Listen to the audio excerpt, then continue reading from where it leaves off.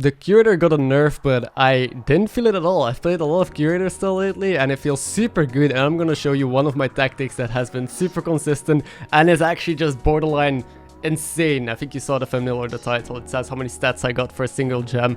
It is nuts. So basically what I do is I level to tier 2. I don't really like staying on tier 1. And then you just, you know, try and find whelp smuggler. So this shop is bad. You could sell your token double buy, which isn't horrible, but I'm getting picky. I'm just gonna roll for the smuggler and we hit it because of how nuts it is. You'll see in a second, but it has some wild interactions with your buddy.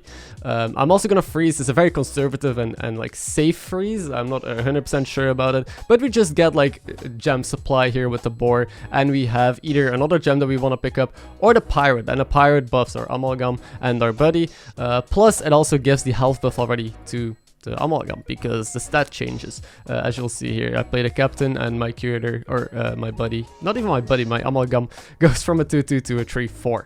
And I have a gem in hand. I'm gonna hold it though, because next turn I guarantee get my buddy. So it's okay to hold your gems a turn before you get your buddy if you guarantee it and if you're not too scared. So that way you get more extra value. Otherwise you would lose a little bit of stats. We take 9 from a millhouse. It tripled into a 4-drop, a tempo 4. Kind of unfortunate. We're on 25 HP, but hey, life is still looking good. We got a pair on captain even, and you will see how big this buddy's gonna get in one turn. So keep in mind, I'm just buying like random small buffs. I'm not doing too much. I have 2 gems, that's it, and from 2 4-6s we'll kind of try and blow up here. There's another mug. Mugs are amazing. I usually set up for a menagerie because of course hitting Lightfang, hitting Bran, all of that stuff is very juicy on a curator.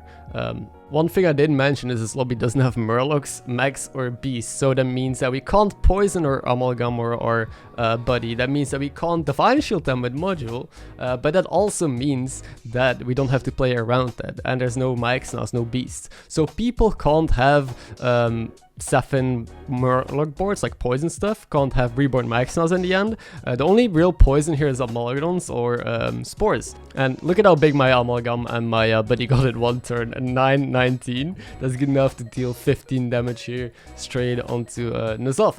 But yeah, so I actually like no poison lobbies, even though we can't poison our own buddies. I'm fine with that. Now like stats matter. I can just play full stats. I can try and scale them up as much as possible with cheese, like with this whelp smuggler and just buying any buffs. And we can't be, you know, easily countered, which is amazing. So actually I would argue that it's better to have a no Saphin, no murloc lobby with curator than you miss a lot of stats and a lot of potential with like lookout stuff, but so do your opponents. So you can just do tempo boards like this, and I love tempo, like playing like tempo. Now this opponent is incredibly strong. It's a grey boss, so we lose again, barely, take 7 damage. Now we're at 18. We're still like kinda okay, but we're facing the millhouse now. And there's a second whelp smuggler, which you always just take, and a necrolite, which is a good buff. It puts 2 gems onto one of my dudes. And there's a triple captain. Of course, we know what the good cards are that we want to find on tier 5. Let's look for it. But there's one good card that I didn't mention yet, and that is Master Realities. So we didn't hit the Lightfang, the brand, stuff like that. You see me a bit confused at first, but then I saw the potential of Master Realities, because of course any buff I play onto the amalgam and then onto my buddy will give like, you know, +2/+2 onto the Master Realities, which is like not that great. But keep in mind, with mouse pluggers as well, it stacks. Look at my taunt. It's a 6/6. I played as Necrolite. It's 17/17.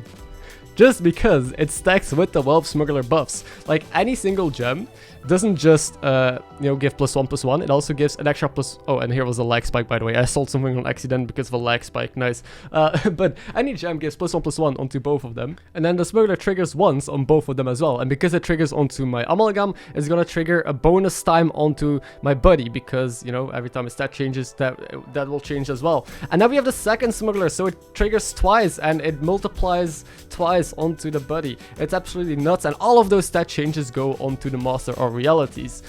So a single gem is just so much stats right now, and we're not even in our final form. Imagine if we triple our buddy soon, find a second master, stuff like that. Things are gonna go wild. So at this point, you can just stay on tier 4, play for stats. You're on 9 HP because we faced an incredibly strong opponent again, but I have good faith that we're easily taking this back without, you know, poison scam being an issue. And also, Monster Realities can easily be countered by poison because it's my only taunt. So I want to find Argus, taunt multiple things hopefully, so I can play a little bit around people playing Spore first against this. And also, Banner Boy is just going to be crazy stats. Like, it seems kind of meh on this board, but for one turn, you'll see what it is able to supply me here.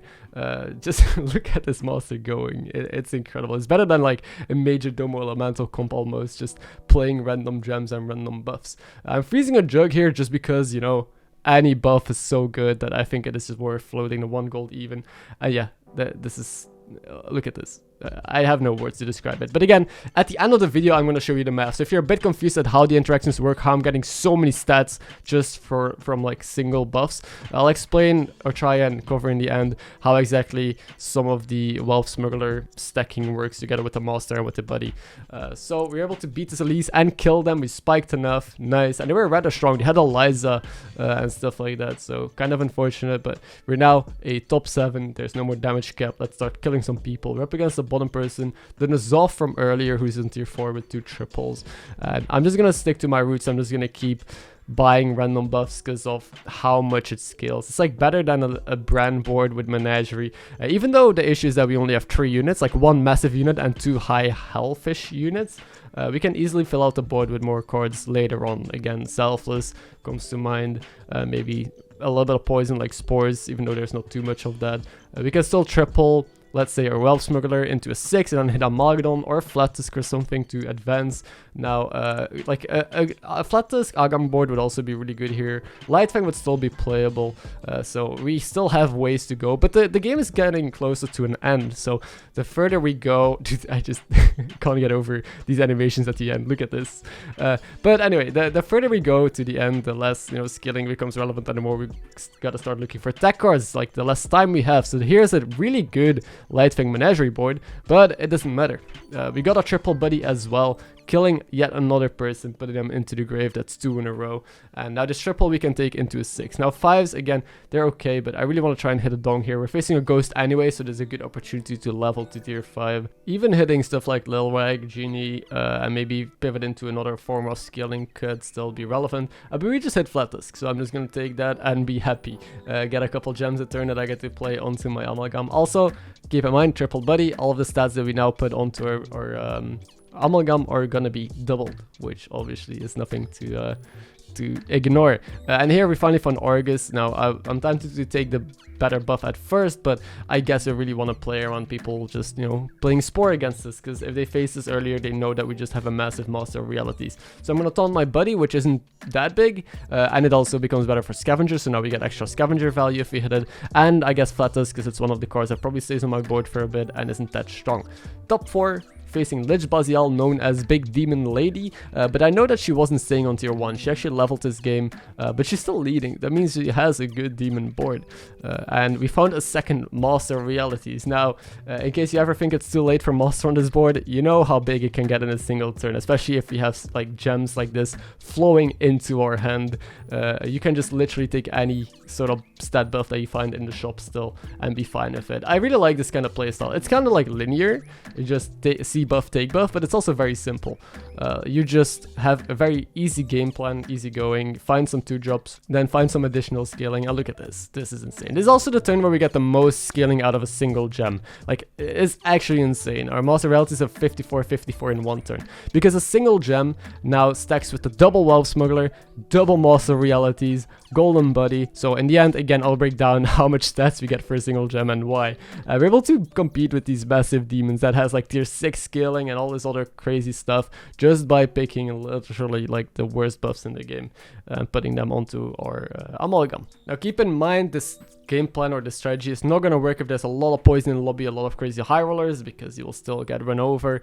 So, you know, keep in mind what tribes are in the lobby. Make sure dragons are in the lobby, because without dragons there's no smuggler to find, and find additional scaling.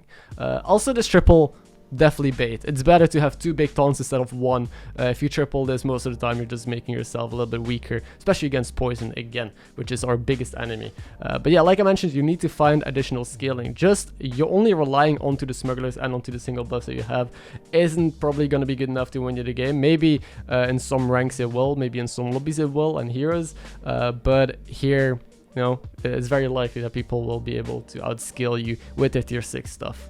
We even got a Sharkla, which is gonna be so much value. I just sat back, look at these animations. It's magnificent. Now we're facing George. I didn't find a ghoul, which is unfortunate, but again, at most he can have like 2 Divine Shield spores. I'm playing a couple bumpers. We are in a little bit of a danger, but he doesn't have spores, so we always outstat them. I'm skipping a lot of these fights because, I mean, it's kind of boring. We just have big dudes and we just trade everything. There's no real like interesting hits or interesting things going on. So we beat them. We don't kill them quite yet. I think we're 1 off. We're likely facing the ghost now, unless, well, Lich died to the ghost, to Millhouse. Surprising enough. I don't know what Millhouse had, but well, must have been strong. So we're up against George again. I think he's about to give up, since I don't see them ever beating us. Maybe if they find a Divine Shield Spore, you know, that could be one way to try and cheese us, but if we find a ghoul, it's also just GG, so I'll just roll quite a lot for that.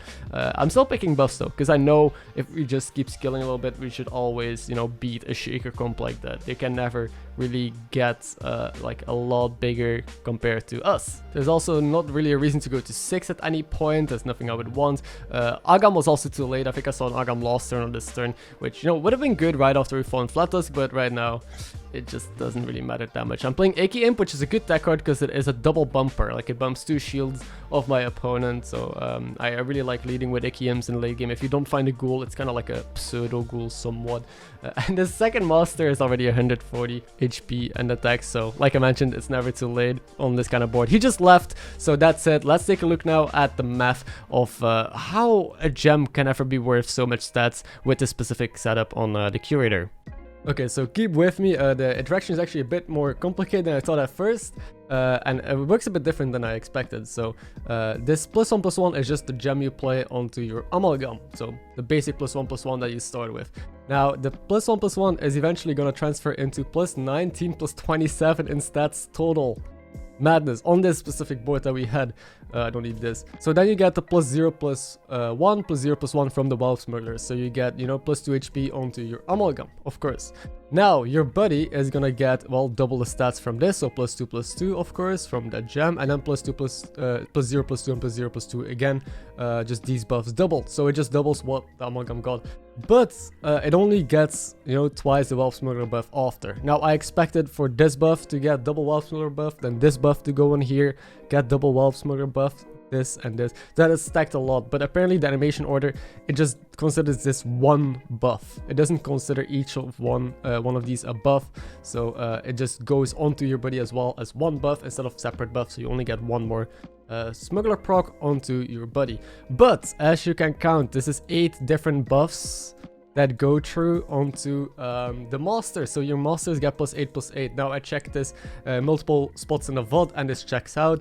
The master will trigger 8 times in most cases, and this is what, you know, from what I've seen, how the interaction works. So in the end, you get +19 +27 stats with like double smuggler and double master realities and a golden buddy, or yeah, single +1/+1. So thank you for watching, hope you enjoyed this, and I'll see you in the next one.